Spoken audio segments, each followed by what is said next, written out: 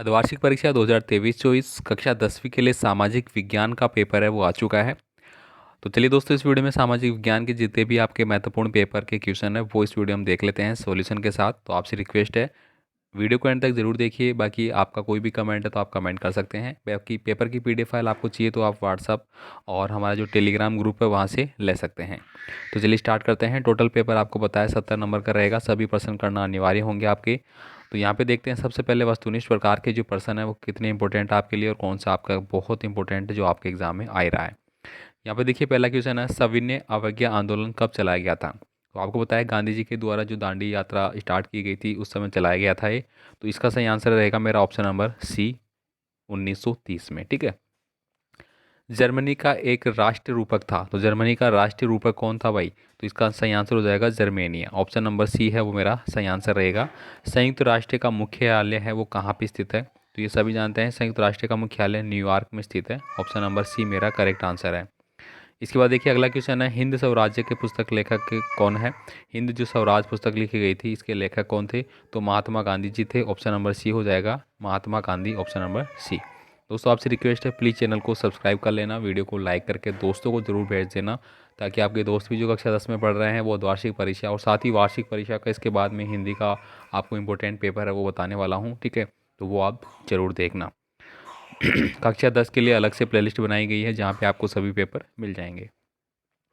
लोहा अयस्क किस प्रकार का संसाधन है? तो दोस्तों लोहा अयस्क वो अनवीकरणीय संसाधन है, अनवीकरणीय योग्य है। तो ऑप्शन नंबर डी मेरा सही आंसर रहेगा।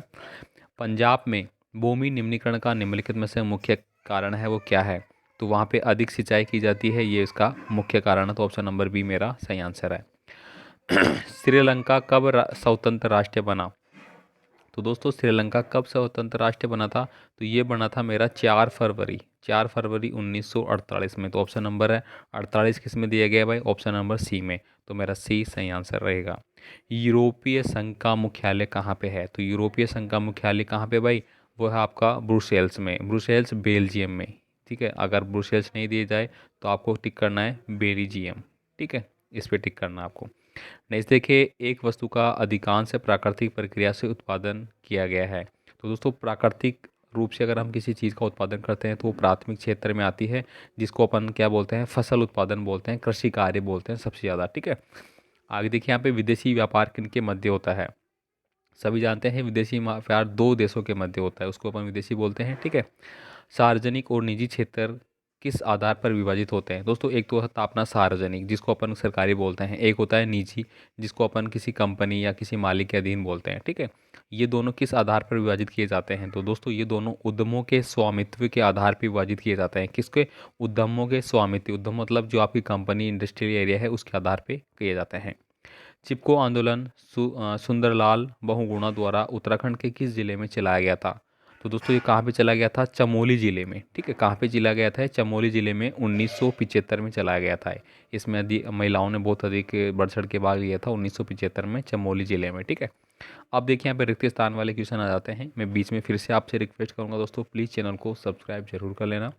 और आप सभी लोगों का प्यार और सपोर्ट की वजह से ही आज हमारा चैनल है वो 1 लाख के पार पहुँचा है। तो आप लोगों को बहुत बहुत धन्यवाद देना चाहता हूँ। ठीक है, यहाँ पे देखिए पहला जो रिक्त स्थान वाले क्वेश्चन है, हमारे देश में आधे से अधिक श्रमिक किस क्षेत्र में है? प्राथमिक क्षेत्र में है। आप यहाँ पे प्राथमिक क्षेत्र पर देंगे। ठीक है, इसके बाद देखिए किसके केंद्र सरकार की ओर से करेंसी नोट जारी करता है? तो आरबीआई। ठीक है, आरबीआई है वो केंद्र सरकार की ओर से करेंसी नोट जारी करता है। आरबीआई को ही अधिकार है नोट निर्गम करने का, आरबीआई को अधिकार है नोटों को वापस लेने का, आरबीआई को ही अधिकार है किसी छोटे बैंकों को कर्ज देने का। ठीक है, आगे देखिए जनजातीय क्षेत्रों में किससे बहुत अधिक वनों का विनाश हुआ है? तो दोस्तों जनजातीय क्षेत्रों में आपको बताना है औसत आय को कौन सी आय भी कहते हैं? तो दोस्तों जो औसत आय होती है उसको अपन प्रति व्यक्ति, ठीक है, प्रति व्यक्ति, ठीक है, क्या बोलते हैं? प्रति व्यक्ति आय भी बोलते हैं। ठीक है, हमारी जो जनसंख्या जितनी होती है उसमें अगर हम भाग देते हैं तो औसत आय निकल जाती है हमारी। नहीं देखिए जब किसी कार्य में आवश्यकता से अधिक व्यक्ति लोग रहते हैं तो उसे कहा जाता है, तो उसको अपन बेरोजगारी बोलते हैं एक प्रकार से। ठीक है, मान लीजिए कि हमें 5 आदमियों की ज़रूरत है और उसमें लग गए भाई 15, तो एक प्रकार से बेरोजगारी का पार्ट कहलाएगा। वो एक मौसमी बेरोजगारी भी हो सकती है, वो पर्सन बेरोज़गारी के अंदर कर भी आ सकती है, या फिर आपकी जो भी अलग अलग है उसमें आ सकता है, लेकिन वो एक तरह से बेरोज़गारी का पार्ट होगा। 10 लोगों को काम नहीं मिल रहा, 5 लोगों को मिलता भाई 100 रुपये के हिसाब से, 10-15 लोग आ गए, सबको मिल रहा है 50-50 रुपये, तो एक प्रकार से बेरोज़गारी का सामना कर रहे हैं।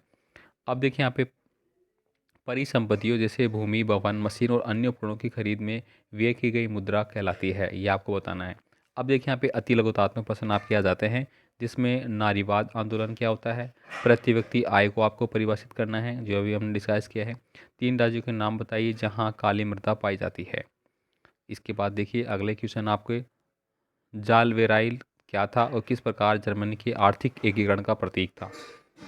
रोलेक्ट एक्ट क्या था, ये 100% आता है, 8वीं कक्षा में भी आता है, 9वीं 10वीं सब में आता है ये। जैव और अजैव संसाधनों में अंतर बताना है। भांगर और खादर, दोस्तों भांगर और खादर ये बहुत इंपॉर्टेंट है, हर बार आता है, देख लेना आपको पेपर में जरूर मिलेगा। ये जलियांवाला बाग हत्याकांड का ये आ चुका है, और ये दोस्तों आपका जो बोर्ड परीक्षा थी पिछली बार उसमें भी ये आया था हमारा, ठीक है, 13 अप्रैल 1919 को जो हुई थी। इसके बाद देखिए कृष्णा गोदावरी विवाद किन राज्यों में है, ये बताना है। बहुराष्ट्रीय कंपनी किसे कहते हैं। इसके बाद देखिए सत्याग्रह, सत्याग्रह का प्रश्न आ चुका है बोर्ड परीक्षा में। और मारियन और जर्मेनिया कौन थे। भारत में कोयले के वितरण के बारे में बताना है। चावल की खेती के लिए उपयुक्त भौगोलिक परिस्थितियों का वर्णन आपको करना है। 3-3 नंबर के प्रश्न रहेंगे भाई बड़े वाले, ठीक है, इनको आप स्क्रीनशॉट ले लेना। निबंधात्मक प्रश्न आपके 4 नंबर के, 5 नंबर के रह सकते हैं। किन्हीं 5 परिणामों का उल्लेख कीजिए जहां लोकतंत्र असफल रहा है। देखिए लोकतंत्र असफल कब होता है, जब किसी एक यानी कि आप सबसे ज़्यादा तो आप जातिवाद करते हैं, वहाँ पे लोकतंत्र विफल हो जाता है। दूसरा है, अगर एक पक्षीय सरकार होती है तो वहाँ पे लोकतंत्र विफल होने की संभावना रहती है, क्योंकि एक तरफा सरकार है वो कुछ भी कर सकती है।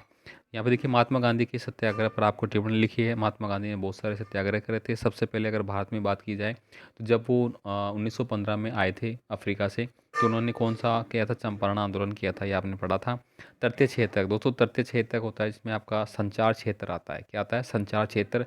ये पर्सन आपका जो कंप्यूटर वाला पार्ट होगा ना उसमें 1000% आएगा भाई, पहले बता देता हूँ।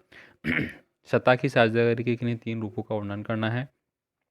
स्वामित्व के आधार पर संसाधनों का वर्गीकरण है वो आपको करना है। अब यहाँ पे देखिए भारत में सार्वजनिक वितरण प्रणाली की बताना है। महामंदी के बारे में बताना है। देखिए प्रश्न बेरोजगारी से आप क्या समझते हैं, शहरी ग्रामीण क्षेत्रों में आपको उदाहरण देना है। इसके बाद देखिए अगला है, किसी भी यहाँ पे देखिए 2 में दिए जाएंगे जिनमें आपको मानचित्र पर अंकित करना होगा, तो ये सारी चीज़ें मैंने बता दी है। पेपर का लेवल दोस्तों मैंने ऑलरेडी आपको बता रखा है कि आपका किस प्रकार से कितने % अर्धवार्षिक परीक्षाओं में रहेंगे, और आपको पता है कि 11 से लेके और 23 दिसंबर तक आपकी अर्धवार्षिक परीक्षाएँ हैं वो चलने वाली है। तो अभी से आप तैयारी कर लीजिए, जितने पेपर मैं बता रहा हूँ आप उनको पढ़ लेना, इन प्रश्नों को अच्छे से याद कर लेना। 101% आपको यहाँ से प्रश्न मिल जाएंगे, ठीक है। तो चलिए मिलते हैं अगले पेपर के साथ, इंपॉर्टेंट के साथ, जो आपके लिए काफ़ी इंपॉर्टेंट रहने वाला है, ठीक है। बाकी आपका कोई भी कमेंट है, कमेंट कर देना भाई। धन्यवाद।